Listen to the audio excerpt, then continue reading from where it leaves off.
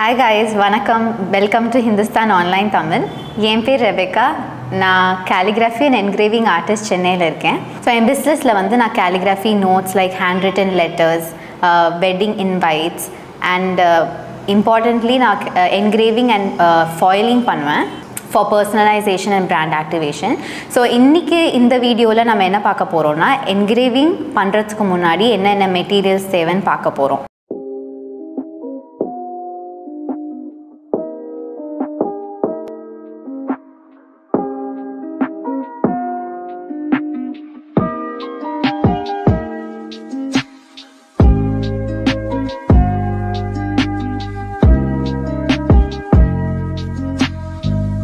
So first நம்மளுக்கு தேவையான விஷயம் வந்து ஆப்வியஸ்லி என்கிரேவர் பற்றி டீட்டெயிலாக தெரிஞ்சுக்கணுன்னா நாங்கள் ப்ரீவியஸ் வீடியோவில் அதை பற்றி பேசியிருப்போம்.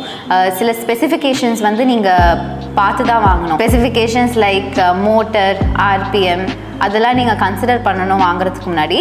அந்த வீடியோவோட லிங்க் வந்து டிஸ்கிரிப்ஷனில் இருக்குது, மறக்காமல் செக் பண்ணுங்கள். ஸோ நம்ம அடுத்து என்ன பார்க்க போகிறோன்னா இந்த ஹேண்ட் பீஸோட டிப்பில் நீடில் மாதிரி இருக்கே, இது பேர் தான் பர். இது வந்து ரிமூவபிள். ஸோ ரிமூவ் பண்ணோன்னா அது இப்படி இருக்கும் பார்க்குறதுக்கு. நீங்கள் ஹெச்டிசியில் என்கிரேவர் வாங்கும் போது பார்ட் ஆஃப் தி என்கிரேவராகவே உங்களுக்கு ஒரு பேக் ஆஃப் பர்ஸ் கொடுத்துருவாங்க. இது டிஃப்ரெண்ட் சைஸஸில் இருக்கும். ஸோ நீங்கள் engraving as a beginner start பண்ணும் போது ரொம்ப யூஸ்ஃபுல்லாக இருக்கும். ஏன்னா நீங்கள் வேறு எங்கேயும் போய் தேடவும் வேண்டாம், உங்கள் ஜேர்னியை நீங்கள் ஸ்டார்ட் பண்ணலாம். ஸோ நம்ம அடுத்து பார்க்க போகிறது வந்து டிராஃப்டிங் மெட்டீரியல்ஸ். நான் டிராஃப்டிங்னா ஃபஸ்ட் என்னன்னு சொல்லிடுறேன். டிராஃப்ட்னா ஒரு ரஃப் ஸ்கெட்ச். நீங்கள் வந்து உங்கள் ப்ராடக்டில் என்கிரேவ் பண்ணுறதுக்கு முன்னாடி ஒரு ரஃப் ஸ்கெட்ச் போடுறது ரொம்ப இம்பார்ட்டண்ட்.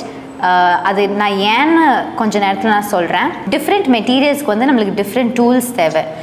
ஃபார் எக்ஸாம்பிள் கிளாஸுக்கு வந்து நம்மளுக்கு கிளாஸ் மார்க்கிங் பென்சில் தேவை. மெட்டலுக்கு வந்து மைக்ரான் பென் கூட நீங்கள் யூஸ் பண்ணிக்கலாம். இந்த ப்ராடக்டோட லிங்க் வந்து டிஸ்கிரிப்ஷனில் இருக்குது, நீங்கள் செக் பண்ணிக்கலாம். அதை டிராஃப்டிங் வந்து ஏன் இம்பார்ட்டண்ட்னா, நீங்கள் கேலிகிராஃபியில் நீங்கள் எதாவது மிஸ்டேக் பண்ணிங்கன்னா ரீப்ளேஸ் பண்ணிடலாம் பேப்பரை. பட் ஆனால் என்கிரேவிங்கில் நீங்கள் ஒன்ஸ் பண்ணிட்டீங்கன்னா அதை மாற்றவோ அழிக்கவும் முடியாது. ஸோ நீங்கள் என்கிரேவ் பண்ணுறதுக்கு முன்னாடியே டிராஃப்ட் பண்ணுறது வந்து ரொம்ப இம்பார்ட்டண்ட். ஸோ நம்மளுக்கு அடுத்த தேவையான விஷயம் வந்து ரப்பிங் ஆல்கஹால். இது வந்து ரெண்டு இடத்துல யூஸ் பண்ணுவோம். ஃபர்ஸ்ட் வந்து டிராஃப்ட் பண்ணுறதுக்கு முன்னாடி யூஸ் பண்ணுவோம், அடுத்தது வந்து என்கிரேவ் பண்ணிட்டதுக்கு அப்புறமாவும் யூஸ் பண்ணுவோம். டிராஃப்ட் பண்ணுறதுக்கு முன்னாடி ஏன் யூஸ் பண்ணுவோன்னா, சில சர்ஃபேஸ் வந்து ஆயிலியாக இருக்கலாம், டஸ்ட்டும் இருக்கலாம். ஸோ ஃபர்ஸ்ட் நம்ம க்ளீன் பண்ணுறது ரொம்ப இம்பார்ட்டண்ட். அதுக்கப்புறமா என்கிரேவ் பண்ணிட்டதுக்கப்புறம் நம்ம ஏன் யூஸ் பண்ணுறோன்னா, டிராஃப்ட் பண்ண மார்க்கிங்ஸை ரிமூவ் பண்ணுறதுக்கு நம்ம யூஸ் பண்ணுறோம். ஸோ நம்ம கடைசியாக பார்க்க போகிறது வந்து சேஃப்டி மெட்டீரியல்ஸ். இதுதான் இருக்கிறதுலே மோஸ்ட் இம்பார்ட்டண்ட் டூல்னு சொல்லுவேன். ஏன்னா என்கிரேவ் பண்ணும் போது டஸ்ட் வரும், அது நம்ம கண்ணில் பட்டாலோ ப்ரீத் பண்ணாலோ நம்மளுக்கு பாதிப்பு.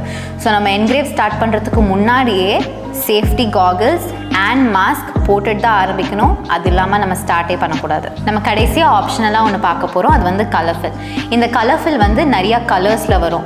கோல்டுலேயே பார்த்திங்கன்னா நிறைய வேரியேஷன்ஸ் இருக்குது, சில்வரில் இருக்குது, பிளாக்ல இருக்குது. நம்ம ஏன் கலர்ஃபில் யூஸ் பண்ணுறோன்னா, நீங்கள் பண்ண என்கிரேவிங்கை ஹைலைட் பண்ணி காட்டும். நீங்கள் ஒரு cotton bud or cotton pad, tissue, இது எது வேணாலும் யூஸ் பண்ணி நீங்கள் அப்ளை பண்ணிக்கலாம். ஸோ உங்களுக்கு நான் சொன்னது வந்து யூஸ்ஃபுல்லாக இருக்கும்னு நினைக்கிறேன்.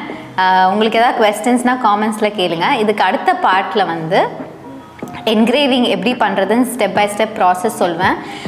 அதை பார்க்குறதுக்கு மறக்காமல் சப்ஸ்கிரைப் பண்ணுங்கள், நோட்டிஃபிகேஷன் பெல்லையும் ஆன் பண்ணிடுங்க. Until then, it's a bye from me, Rebecca.